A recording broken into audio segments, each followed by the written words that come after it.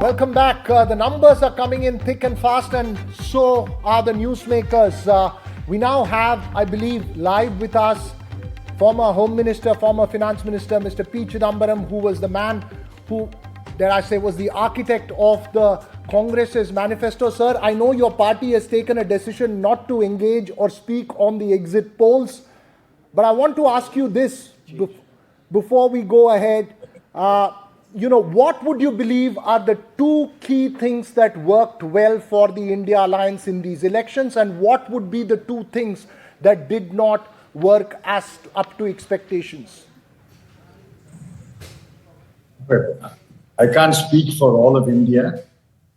I can only say from my personal experience in Tamil Nadu and visits to a couple of southern states, what worked for us was one, the manifesto. Number two, the aggressive, assertive campaign mounted by the India bloc leaders. And three, the cohesion between Congress, DMK, SP, RJD, Shiv Sena, Uddhav Thackeray, and NCP Sharad Pawar. I think all six leaders worked together and mounted an aggressive campaign. I have elsewhere described it as an unusually aggressive campaign. I think these are the things that worked for us. What may not work for us, may not have worked for us, I'll have to wait to talk to my colleagues when I return to Delhi. Right. Mr. Chidambaram, the Congress manifesto was in some point the focal point of the BJP's campaign, because the Prime Minister consistently talked about it. In fact, he brought in the issue of Muslim quotas, things that the manifesto did not say, said, all that. How do you feel about that, sir? Well, I was surprised that the Prime Minister did not speak about his own party's manifesto. I have not heard a single speech of the Prime Minister or any of the other leaders of the BJP, where they went into the contents of their manifesto and sold the promises of the manifesto. In fact, the manifesto was only a string of praises for Mr. Narendra Modi. There was no structure or content to the manifesto. Okay. The manifesto was not even called election manifesto. Whereas in the Congress's manifesto, there were specific statements, specific promises, and specific schemes. And as far as I know, they became the widely talked about points among the people. For example, the Mahalakshmi scheme, the apprentice scheme,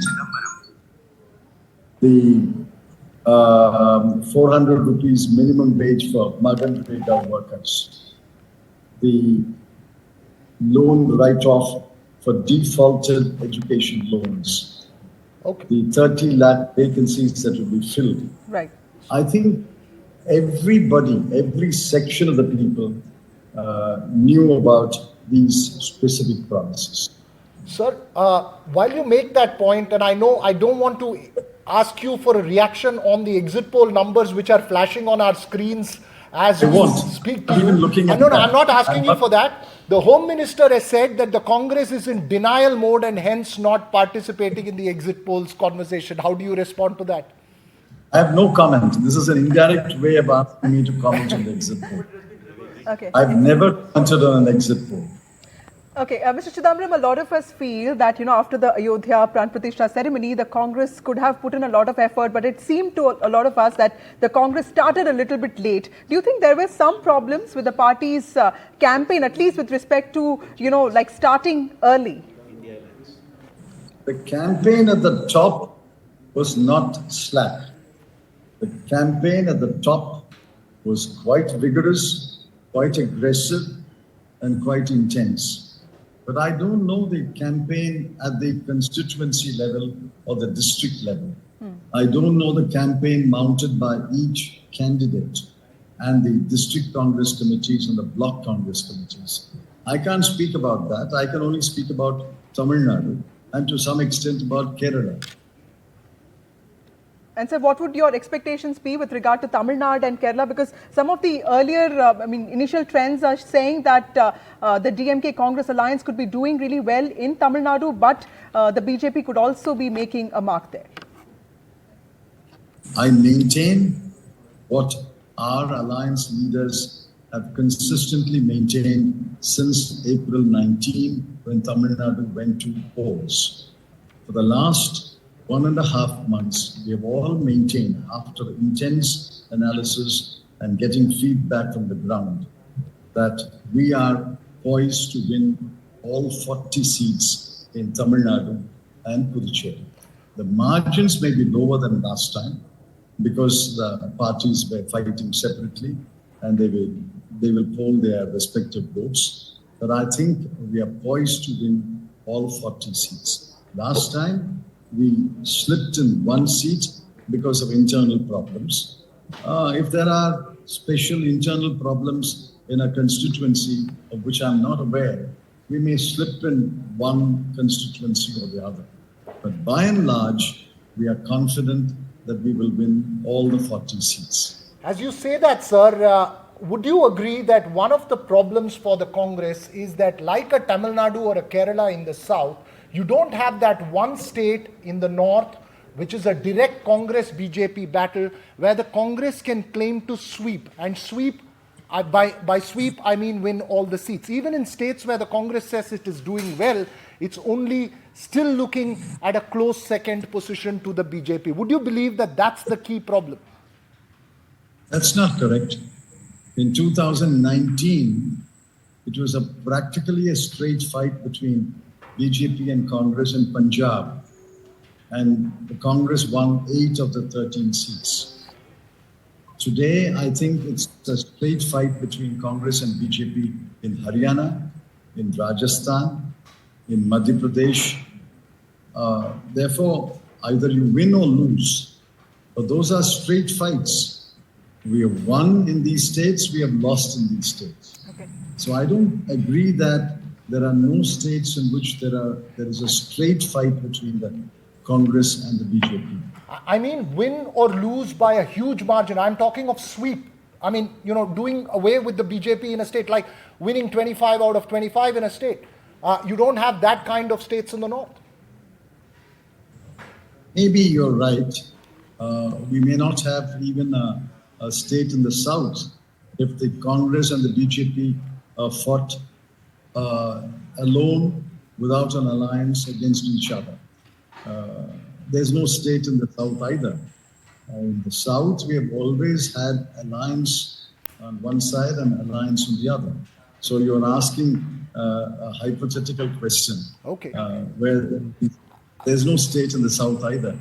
Professor Sandeep Shastri here has a quick question for you as well, who's on the panel here. Go ahead, Professor Shastri. Sir, with the polls more or less closing, would you believe that given the type of focus you had on the Congress manifesto, it may have been better if the alliance had come up with a manifesto, had come up with a common minimum program, had a common strategy in the campaign? Would that have boosted the chances of the alliance much more? I can't comment on that, but I can point out the difficulty. The alliance parties are essentially single state parties. DMK in Tamil Nadu, SP in UP,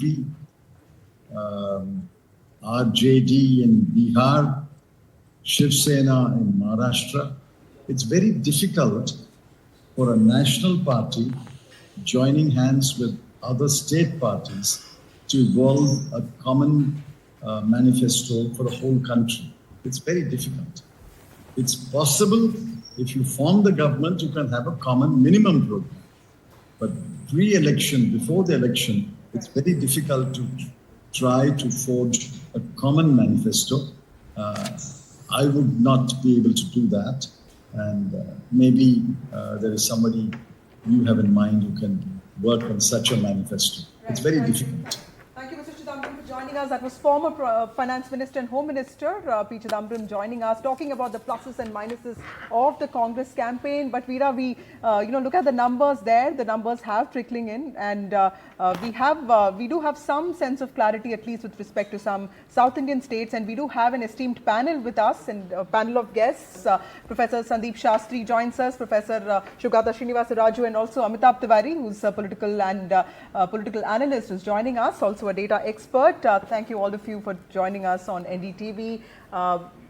That's right. You know, we've got all of them, and you've got both Sandeep Shastri and Shugata Srinivasa Raju from Karnataka. Let's start with Karnataka in terms of the numbers. Some of the polls predicting, they're 3 to 5 for the Congress, some predicting up to 7, but the Congress's own expectations was much, much, much higher. When you see these exit poll projections that are coming out in terms of Karnataka, what do we make of it? Also, because there was so much talk about guarantees, Professor Shastri, I remember you telling me that it's going to be a close fight. But tell us, these are just exit poll numbers and we have to wait till the 4th of June. But clearly, there is something about the Congress campaign that may not have worked if the numbers are just going to remain the same as 2019. If these numbers hold out, what it clearly shows is the trend continuing of the Karnataka voter making a clear distinction between a Lok Sabha and Vidhan Sabha poll. We have seen this in the past 3 elections. The Congress or the Congress-led coalition is in power in the state, but they lose the Lok Sabha election. So if these trends are going to be what we see on the 4th of June, it clearly indicates the Karnataka voter, mindful of the fact that you have a Congress government in Karnataka, has focused on the Lok Sabha elections and the government which is likely to come to power in Delhi. So the JDS alliance did work out, isn't it, Shugata?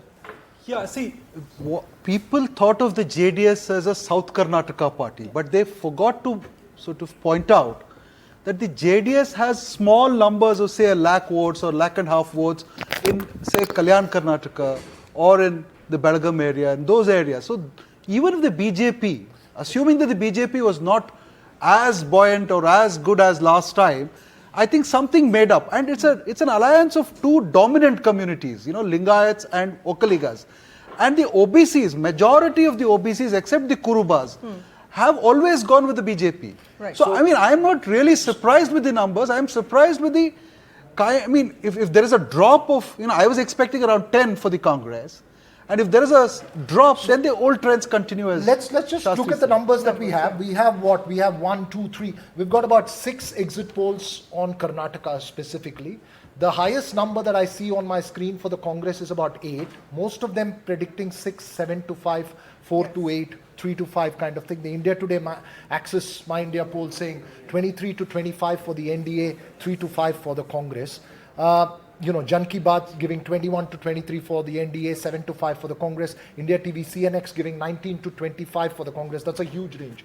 19 to 25 for the NDA and 4 to 8 for the Congress. So by and large, directionally, the polls seem to be suggesting that yes, the Congress may gain seats compared to its 2019 performance, which was a disaster for the party, when it had an alliance with JDS, but suggesting that the BJP still seems to be holding firm to its bastion there along with JDS. But Manisha Priyam also joins us very quickly. Manisha, what is the takeaway then for the BJP itself? Because much was spoken about the internal battles within the BJP. If these exit poll numbers, and obviously it's a big if, hold true on the 4th of June, what is the takeaway for the state BJP unit? So definitely the shift away to Yediyurappa, going back to old style politics, that's what seems to have paid off for them. So, that plus whatever alliance has been made with the JDS, that's been a plus factor definitely. I do believe that it's a dramatically different election even as compared to the state elections for Karnataka, and I think that's what paid off for the BJP definitely to be in pole position. For the Congress party, lots of answering to do because they had just about swept the assembly election with such large numbers. I think the soul searching will have to be done on their part as to why they are not able to move the ground, having done it just immediately in the past. Yeah, the other point that I wanted to make is the ticket distribution of the Congress. When I've been writing about it, I was pretty skeptical about it because 18 of the 28 were, it was a very incestuous kind of a distribution, children of ministers, brothers, daughters-in-law. So, they were very, very risk averse. So that is, I think, may have contributed. We still have to wait for the results. Right. But that's one thing. And the second thing is delivery of the guarantees. Nobody has been reporting that in the national press. The delivery of the guarantees, there has been a lot of last mile problems. We'll have to hold all this and verify all this on the 4th of June. But Tamil Nadu is the other state, Amitabh, that's interesting here. We've got again about five polls that have come out, and some predicting 2 seats for the NDA there, 2 to 4 in some of the polls as well, that's coming out. That is again an extremely interesting result, because the AIADMK, most exit polls seem to be showing 0 to 2. That's the highest range that we see for the AIADMK, whereas the NDA, in fact, the India TV CNX even predicting 5 to 7. ABP C Voter predicting 0 to 2. India News, D-Dynamics predicting 2. India Today, Axis My India predicting 2 to 4. Amitabh Tiwari, quickly your reaction on Tamil Nadu before I go to A. Saravanan of the DMK, who joins us live. No, essentially it's in line with the estimates, because people were believing that the BJP will be able to open its account this time, because they have emerged as a clear alternative to the DMK, at least at the national level. And if you see, what is happening is that even the best estimates are showing 7 seats, which means if the BJP has been able to make severe dent in the AIADMK votes, which is largely anti-DMK vote, then the BJP will be able to do well in few seats like Theni or a Kanyakumari or Coimbatore, where Annamalai is contesting. Right. We have A. Saravanan joining us. He's from the DMK. So how do you see most of the early surveys, exit poll surveys, predicting a clear, comfortable win for the DMK, but of course saying that the BJP is also going to make a mark with at least 2 to 3 seats. And today the Prime Minister coincidentally was also in Kanyakumari, and he has said that, his love for Tamil Nadu is not limited by politics. It's an ideological thing for him. So clearly you do have a rival in the making, if not, it's being manifested now straight away. But clearly the BJP is rising in Tamil Nadu, isn't it? See, if the exit polls in the state of Tamil Nadu is how exit polls are conducted across the country, take it from me, BJP will not be able to get 200 to 220 seats, not more than that. BJP is not winning this election. Saravanan. It is the India Alliance which is going to win this election. We all know what the Godi media does. Okay. The Godi media in the last 10 years have been an enabler of the BJP government, and they are trying to do the same even now. I'm telling you, we are having reports from the state of Tamil Nadu. In the state of Tamil Nadu, we have been there on the ground. BJP will not be able to win even a single seat. The next dominant party in the state of Tamil Nadu is ADMK. If for something people are not going to choose DMK, they will choose only ADMK, not the BJP, because BJP has not done anything for the state of Tamil Nadu. They will not be able to win any seat from the state of Tamil Nadu. They have betrayed. If the Prime Minister is doing his tapas at let me finish. At Vivekananda Rock, probably that is to atone for his betrayals to the state of Tamil Nadu. And you are discussing about Karnataka. As though already Saravanan, hang on, my friend. Let me finish Hold this. on to Tamil Nadu first. This. No. You made a lot of points, and I'm Yes. just going to ask you a very quick question in terms Yes. of Tamil Nadu. Yes. Very quickly, even if the BJP wins 1 seat in Tamil Nadu and gets a significant vote share elsewhere, would you agree that that's a big threat for the DMK? A. B, while you say that, and I agree that these are all purely just exit polls at this stage, the indication seems to be that the NDA alliance, that's with several different factions of different parties in Tamil Nadu, seems to be doing better than the AIDMK-DMDK alliance. Is that the other threat that you're saying? Let's just for a moment take the exit polls on face value. If the exit polls are to be taken on face value, it is the ADMK which has to do a lot of soul searching. See, we have told it is the USP of the BJP, ally with a local party, regional party, demolish that and try to take their votes.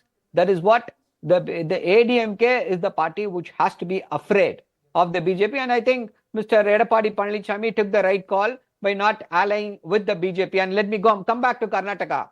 And you are discussing that they are not going to, the trend is last elections. In Karnataka, BJP won 26 seats. If they are not getting 26 seats, if all the exit polls are not giving them 26 seats, then it is a climb down. Okay, and you think after, just let me finish this. See, after Prajwal Revanna's episode, and after Mr. Modi campaigning for Prajwal Revanna, at least in the 14 seats, you think the people of Karnataka are not going to vote let's NDA get RP because Singh, they BJP supported spokesperson Prajwal Revanna? there. What kind of a joke is this? Yes. What kind of a joke are this? Okay, Sarvana, we've got kind it. of You'll this have exit enough time polls. to argue this after the 4th of June. Yes, we Until will the do it. 4th of We June will as do well, we it. can debate Prior about the to exit that, polls. it is my But for the duty. Let moment, me finish this. you know, let's... No, Raghav, let me finish this. Yeah. See, prior to that, this is just a perception management, and today, what you have to discuss is this. Mr. Jairam Ramesh has put out a tweet that Jai Shah had spoken to 150 collectors. Mr. RP What is Singh, the would you reason? like to respond Why should he to speak whatever to Mr. 150 Saravanan is saying? collectors? Because That the is what we exit should poll discuss. survey seem to Not suggest this that your imaginary party exit poll could be headed to a where the comfortable Godi victory. media is again Was it exposed. within your expectations, sir? Mr. Singh? I didn't get you. Mr. RP Singh, would you like to respond to what the DMK spokesperson has been saying? Clearly, some exit polls have shown BJP to be, getting 1 or 2 seats in Tamil Nadu and also in Kerala. What are your expectations from the south of India? Well, all exit poll has shown that we are getting 1 or 2 seats, and some have shown that we are touching 5 also. So don't say that some exit poll shows. Some exit poll shows 2, but there are some which shows 5 also. So this time we are going to open our account in Tamil Nadu also, and then it's very clear that people are fed up of the DMK style of working, the corruption in the DMK government, the way the DMK government has performed. And then it's also the way they have tried to bifurcate the country on the name of Saratna, and they're trying to divide the society on the name of Saratna. So people are going to respond on that. And then from here on, we will take the journey forward, and then we are very sure that we will do better in forthcoming assembly election also, and we will be power to reckon with in forthcoming assembly election. And it's not only Tamil Nadu, in even Kerala, we are opening our account. In Karnataka, in spite of all the best efforts by Mr. Siddharamaiah and Mr. Sheikh Kumar, we are doing quite well. As per your exit poll, we are touching almost 25 to 26 seats. Give me a second, please. In Telangana, we are increasing our tally. In Andhra, we are doing much better, and we probably will win 4 seats. I don't know what your exit poll shows, or you have shown the exit poll on Andhra and all. So put together, we'll be one of the leading parties in South this time. Okay, we'll have a special focus on Andhra Pradesh. Remember, it's a simultaneous election there, both assembly as well as parliamentary election later in the show. But for the moment, we have Professor Jyotsna Tirunageri of the TDP. Ma'am, most exit polls, and I only have the numbers as far as the parliamentary election is concerned, suggesting a clear win for the NDA. The lowest number that seems to be is from the Jan Ki Baat poll, giving just 10 to 14 for the alliance and 13 to 8 for the YSR-CP. ABC voter saying 21 to 25 for the NDA. In terms of the assembly election, is the worry then really of whether the TDP by itself will have a majority, or will it be just possibly falling shy of that? Is that the worry for the TDP at the moment? I don't think it's a worry at all, because we are winning, and we are winning big. Let me reiterate my statement. We are winning, and we are winning big. Because when it comes to the assembly numbers, almost majority of the surveys have given anything plus 125 to the alliance. So our alliance is doing really good when it comes to the assembly thing. And also in the parliament, as you rightly suggested and noted it down, Raghav, we are very going very good in terms of parliament numbers also. The maximum that has been given to us is somewhere around 20 plus, and the minimum, as you said, is given to us is somewhere around 13. So we are doing good. No worry at all when it comes to Andhra Pradesh. We are forming the government. And the major issues, as I earlier quoted also in NDTV, were the governance issues and the unmet promises by YSRCP. The pulse of the people is very Also clear. joining us now is Tausifur Rahman of the TMC. Sir, most of the exit polls, the trends that have come in right now say that the BJP could be increasing its tally of 18 seats to at least 21 to 26. In fact, there are at least 3 surveys that say that the BJP could be somewhere around 22 to 25 and the TMC could be reduced to say 18 to 16 seats. And so that, I mean, there was a lot of stuff that happened in your state in the last 1 year, from ED raids to arrests of ministers to Sandesh Khali, and of course there's also the Lakshmi Bhandar which Mamata Banerjee also sort of in some ways put in place. But clearly with the BJP rising, it means that people of the state seem to be looking for a change, isn't it? If the numbers hold true, that is. Asking votes on the basis of what we have done in last 10 years, and I want to ask Shri Narendra Modi ji, if he has been working for last 10 years, he wouldn't be seeking for 45 days of meditation. Actually, this meditation is a sheer kind of media attention. But nevertheless, that's his habit and he will continue doing that. And about this exit poll, of course, when last time, 2021, when Amit Shah was in town, he was, expecting 200 seats from West Bengal assembly seats. But everyone knows how much he got. Now, again, the BJP will say, we hum teen the, fir 80 aage. That's a different narrative altogether. But while the BJP is only focusing on the number of seats they have won in Lok Sabha, or they will win in the Lok Sabha, they are conveniently ignoring the dismissal performance in the assembly election across India, not only West Bengal, ma'am. I mean, out of 28 seats of India, BJP has faced a humiliating defeat. West Bengal, Karnataka, Himachal Pradesh, Telangana, Andhra Pradesh, Delhi, Jharkhand, Kerala, Punjab, Tamil Nadu. I mean, if you see, if we leave aside the coalition, the BJP is in power in only 6 states. I mean, that speaks the number. So we are not concerned much about the exit poll. We understand even you guys are under pressure. This is NDTV and other channels as well, but you are doing a good job. So let's see. I mean, with this meditation or media attention, Modi ji will face the exit gate on 4th June, or his meditation will be working there. Let's see. That's an interesting point that you make there. Pawan Verma as well joins us. From the initial numbers that we have, Pawan, at the moment, what would be the overview? It seems to be comfortably putting the NDA well past 300 mark. Well, I believe that the NDA will come back to power. I say this because I have no particular bias for the BJP, but at the moment I don't belong to any political party, so I can give an objective assessment. It is a victory, but it is a victory largely by default and some achievements. The achievements, I think, are still the continued popularity, personal popularity of Prime Minister Modi, and I think some degree of genuine success in the policies of welfareism, especially rations, the 5 kilo of rations which have reached 80 crore people and will influence Mahila votes in particular, which have become very important in this election. Okay.